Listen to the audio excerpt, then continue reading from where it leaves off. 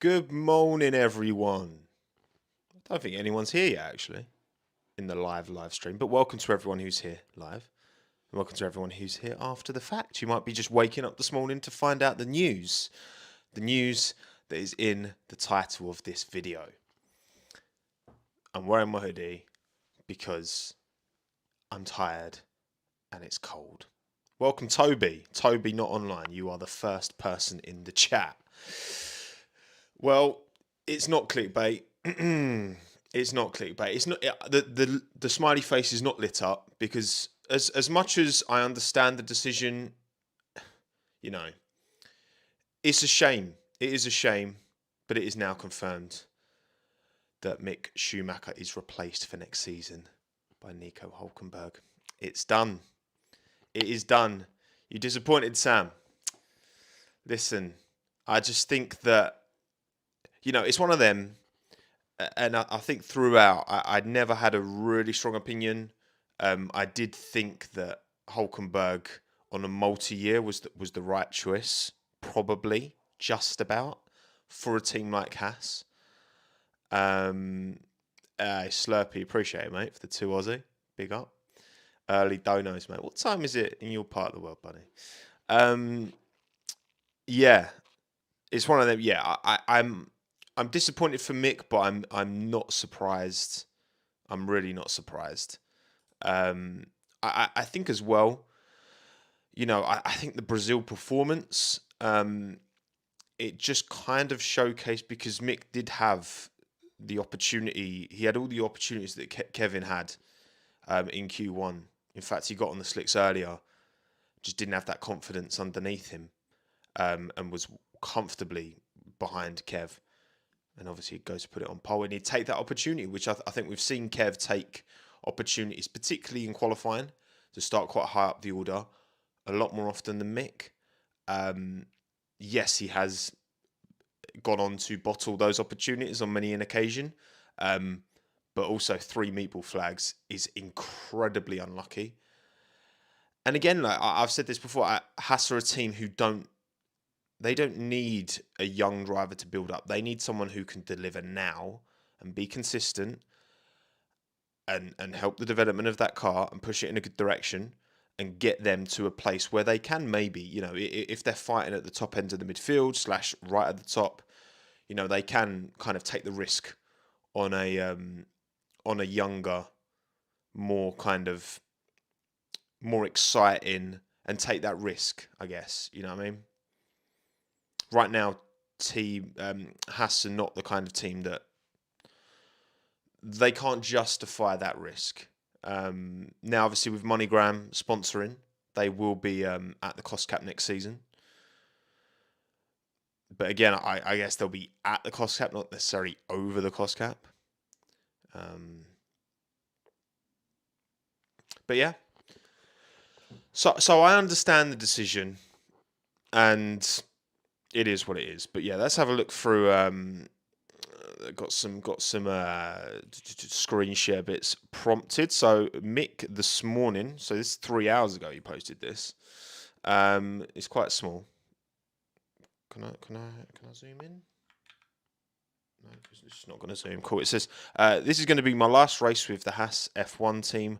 I don't want to hide the fact that I'm very disappointed about the decision not to renew our contract. Nevertheless, I would like to thank both Haas, F1 and Ferrari for giving me this opportunity. Those years together have helped me to mature both technically and personally, and especially when things got difficult, I realised how much I love this sport. It was at times bumpy, but I steadily improved, which is true. Learned a lot, and now know for sure that I deserve a place in Formula One, which I don't disagree with. I think if the driver market was different, I think Mick's getting an opportunity. I 100% think if Logan Sargent doesn't get his super license, which is unlikely, but if he doesn't, then I think Mick is a sure thing for that seat at Williams alongside Alex, which would look. Obviously, I want to see Logan get that seat for sure, but I would also be gassed for Mick if that opportunity was to arise, because Jos Capito spoke very highly of Mick. It would make so much sense. I know you could make all the same arguments about Haas not keeping a young and potentially, you know, potentially a bit risky driver. Um, but also, Joska Pito holds him in very good stead. I think to bring him into Williams, I think that could make sense. I guess we'll see, won't we? Subject is anything but closed for me. Setbacks only make you stronger. Listen, this has happened to Ocon lost his seat, came back. Albon lost his seat, came back. It's not done forever for Mick. I think Mick has shown. Again, I think he's shown enough that he merits a seat to some extent. Do I think he's one of the 20 best drivers in the world? No. But I think he's shown enough on occasion that he can somewhat deliver. My fire burns for Formula 1 and I will fight hard to return to the starting grid. There you go. Boom. And Haas, although I wasn't expecting to see it. Gunnar. The experience and knowledge base Nico brings to the team is clear to see with nearly 200 career starts in Formula 1 and a reputation as being a great qualifier, which is true. If you watch my video talking about every time Nico Hulkenberg almost got a podium, his qualifying was decent. Can't argue. Thank you, Brady, for the 5 Aussie as well. Appreciate it, man. Do you think Mick will find a ride in 24? If so, where? Yeah, I think there's opportunities for Mick in 24. I think it also, it massively does depend on how, for example, how does Logan Sargent do when he jumps in alongside Albon? I think he'll do a lot better than Latifi, personally. I can't see him getting an opportunity, in terms of... It's difficult, isn't it? Because you look at any team from... obviously the top 3 is very unlikely to happen unless there's some kind of reserve role, maybe. Toto Wolff's talked about, one of, the Schumacher family as part of Mercedes wanting to have some kind of arm around the shoulder there, which I get that. Yeah, it's difficult, isn't it?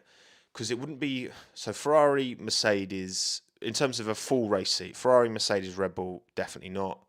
McLaren, even if Piastri bottles it, to see Mick get into a McLaren, if they are competitive at the front of the midfield again next year, which I expect them to be, can't see it. Alpine, can't see it.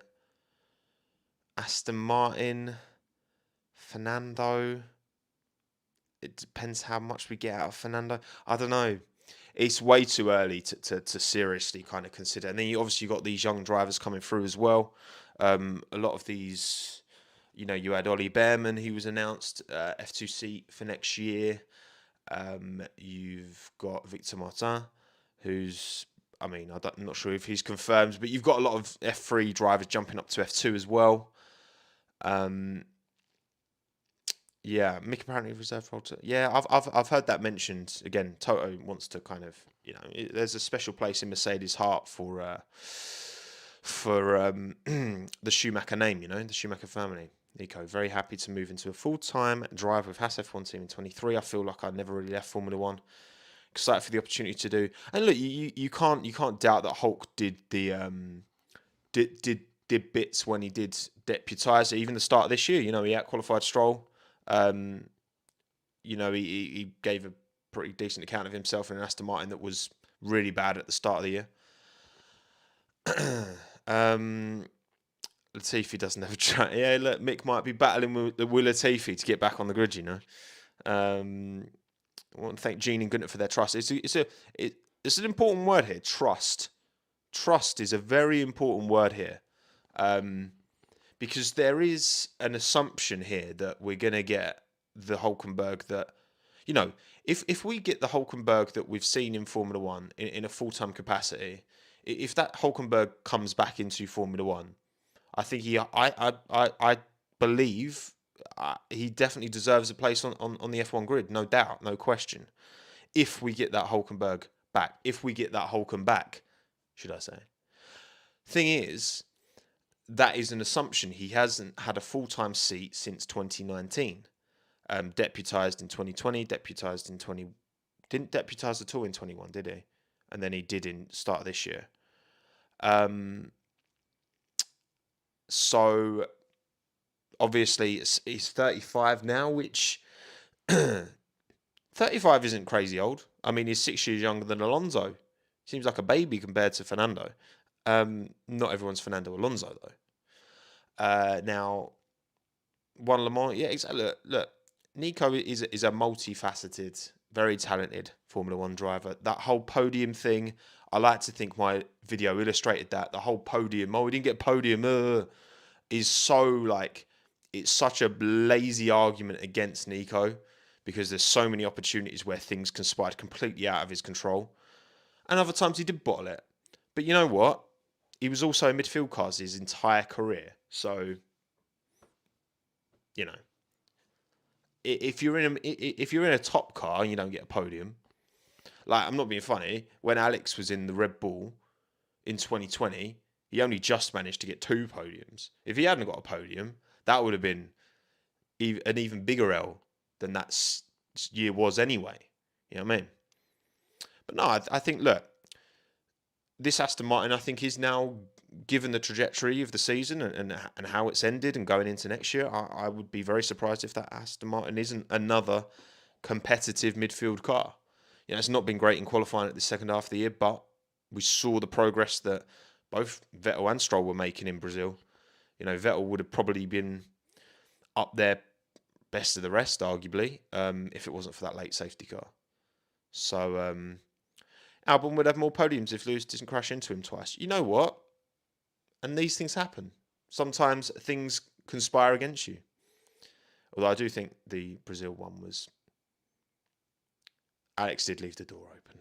I've got to be honest. But the second one, the Austria one, was definitely Lewis's fault. Okay. I can't understand the logic behind this move. Look, I get it. I fully understand it. I fully understand it. Because the thing is, right, for a team like Haas, and I've said this before and I'll say it again, for a team like Haas, in the lower midfield, only just next season get into the cost cap for the first time, what is the point? And look, you could make this argument about George Russell at Williams, and it holds less water there because George did such a good job for that team. But the thing is, George made his mistakes, but the peaks that we saw from George at Williams, whether it was qualifying at Spa, whether it was qualifying in Russia, the peaks we saw from George were enough to justify Williams keeping him, even though he was a bit rough around the edges. And, you know, he'd have his silly shunts, like at Imola, for example, every now and then. There was enough to justify that. And even then, Williams did consider getting rid of George. And if you remember the articles knocking about. And with Mick, we haven't seen... We've not seen, like... There's not been no peaks at all. It's not all been dips, right? But there have been peaks, but... How high have those peaks been? They've been good. But also when the dips are so low with the massive write-offs, again, for a team like Haas, who haven't been at the budget cap, so those shunts hurt them more, like exponentially. You know, because any money, say they're operating at I don't know, they're 110 mil versus the 140 cost cap. Well, then any crash damage, proportionally, like crash damage, if you write off a Red Bull, or you write off a Haas, the damage bill to replace all those components is probably pretty similar, because the money goes into the R&D and developing the right part. Just replacing a Haas front wing, a Williams front wing, which is rubbish. No offense, Williams. Versus I I don't know, a Ferrari front wing, which is great. It's the design that makes the Ferrari front wing great. The actual material cost is like the same. And a team like Haas have to consider these things, and they gave Mick 2 years, and I think the dips were too low, and the peaks weren't high enough. You know, if Mick had delivered a qualifying performance akin to that of Kevin Magnussen in Brazil, which again he had all the opportunity to do, you know, when we was watching, I thought at first I was like, it feels like Haas have done Mick over here. But actually, turns out no. Mick actually was on the slick tyres before Kev, couldn't get the performance out of the car. He didn't really have a reason, just didn't feel confident in the car underneath him. Was about a second and a half, I think, off the cut-off, and then obviously Kev goes to deliver which I'm not saying, you know, Mick should have got P1. No, but like Kev got into Q3 on merit. Why couldn't Mick be there? Mick's been closing this gap in qualifying. We saw the aquaplane. We've had the two other big shunts. It's just, I get it. I do get it. I don't count 2021 because it was total write-off. Look, and Sam, look, I get what you're saying for sure, man. I think that compared to what a Yuki Tsunoda would have learned in his first year in Formula One against a teammate like Gasly, tons of experience in a competitive midfield car. You know, Yuki, and in a team, by the way, that's like used to developing young drivers like, I don't know, Max Verstappen or Sebastian Vettel. You know, they're pretty good at it at Faenza. You know, Yuki got everything. He got full value from that 2021 season. Mick definitely didn't get that. You can't argue with that. Like, he's in a Haas, which is a back mark a mile off against a bozo teammate who's nowhere. And you know what I mean? You can't. He can't have found as much value from that first year as Zhou Guanyu's found from this year, or Yuki Tsunoda found from last year.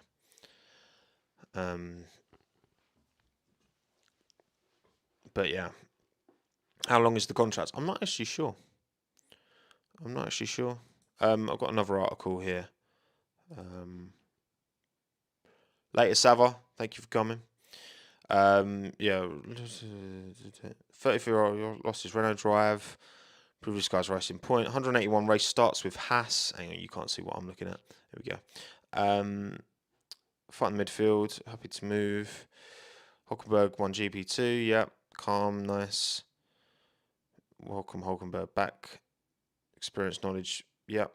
Attributes, which when you pair them together with K-Mag's experience, gives us very credible and well-seasoned driver lineup we believe will help push the team upwards of the grid. Which, I mean, this is true. You know what I mean? This is true. Post-season test in Abu Dhabi. Driving one of the team's cars alongside Pietro Fittipaldi. What's up with the earlier live streams? You don't look awake. No, I'm not awake. I'm sleepwalking. I'm asleep. I'm sleepwalking Barry through this whole stream. Mad. But also, I guess what I reckon might have been a factor as well is the fact that Haas have now got the MoneyGram sponsorship. They're at the cost cap. You could certainly argue, because, you know, there's no doubt Schumacher is a more commercially attractive driver because of his name than Nico Hulkenberg. You can definitely argue that Haas maybe don't need that commercial value as much as they would have done in the past. You know, yes, Mick was causing a lot of crash damage, but also he was bringing money to the team. Like the whole 1-on-1 deal, that was through Mick. If you've seen Drive to Survive, that's quite an interesting part. I thought that was really interesting. One of the more interesting episodes where they talk about how, yeah, 1-on-1, they want to be affiliated with Mick Schumacher and his return. They're a German brand. You know what I mean? I look like Eminem right now. Nice. Now, Eminem looks terrible with a beard, though. I look great with a beard, so. we're getting a pre-race chin. We are getting a pre-race chinwag later today. Don't worry. I just wanted to dedicate a little stream just to talk about this. Yeah, so I think maybe now, Haas don't really need that commercial money from Mick as much as they used to, so that they can go with a more reliable on paper driver. Obviously, nothing's guaranteed. We will see. But Hulkenberg typically, given how many 181 race starts, he typically keeps it pretty clean, and he's typically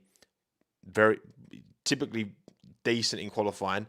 We saw that in 2020 when he jumped into that racing point and put it P3. And again, watch my video on every time Hulk almost got a podium, because qualifying was never the issue. Again, midfield machinery, he put it up there on a good number of occasions. But again, if you overperform like K-Mag, overperformed in qualifying, is always going to be an uphill battle to hold on to position. But yeah, he only bins it when he can. Oh dear. But yeah. Anyway, that's kind of it, really. That's all we've really got to say. So, yeah, I mean, look, Mick, I want to say, I've got to be honest, I'm not confident we'll see Mick Schumacher back in F1. I've got to be honest. More so looking at the talent coming through. If I had to put money on it today, I would put a low amount of money. Maybe in Audi, perhaps. I think, to be fair, I do think a commercial entity like Audi, being associated with the Schumacher name upon their return, would arguably outweigh the commercial financial clout of that Zhou Guanyu brings. However, I also think Zhou Guanyu's done certainly in his rookie. I think Zhou has shown. I think on a pace front, Zhou has shown slightly lower highs than Mick, if you understand what I mean. I think Mick has shown a little bit more than Zhou in terms of pace. But in terms of reliability, which is so important as a rookie, and just getting the mileage in and bringing the car home, and he's out-qualified Bottas on numerous occasions as well. I would actually probably... this is a question. Is a question, right? Is one poll to wrap the stream up with, all right? One poll. Who would you pick? Would you pick Schumacher or would you pick Zhou?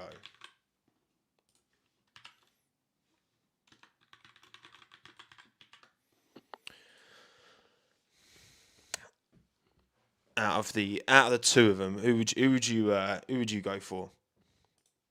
Because I actually, to be honest, I think I would go with Zhou.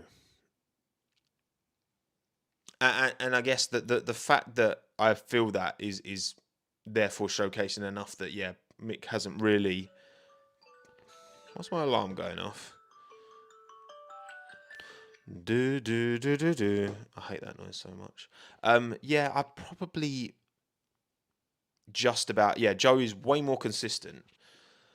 And maybe Mick, I do think maybe Mick's shown a little bit more in an optimum top tier pace front, but not by much.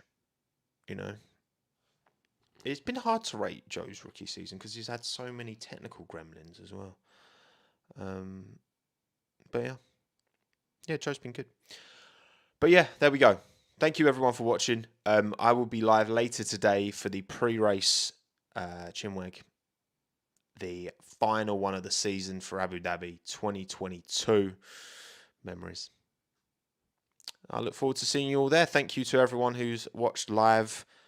Drizzy, Bernard, Boneless, Winson, Wheelo Rider, Faison, Inc, Darren, Jimmy, Junkins, Risa, Daniel, Charmander. Thank you all for coming. I'll show you Minton in the live stream later. Also, check out my video from yesterday all about crypto and FTX in Formula 1. Turns out, I tell you what, F1 Twitter sensitive. Crypto people are way more sensitive. Which, I mean, it's in their best interest to protect the industry, so that their financial investment doesn't. I get it. But wow, I definitely got a couple of emails after that one. But yeah, thank you all for coming. Sorry, Mick, but it's Nico 2023. It's done. Nico Hulkenberg replaces Mick Schumacher at Haas alongside Kevin Magnussen. Will he suck Kev's balls? We'll find out next year. See you later, everyone. Have a good day. Be well, be happy, stay hydrated. And I'll see you later today. Goodbye.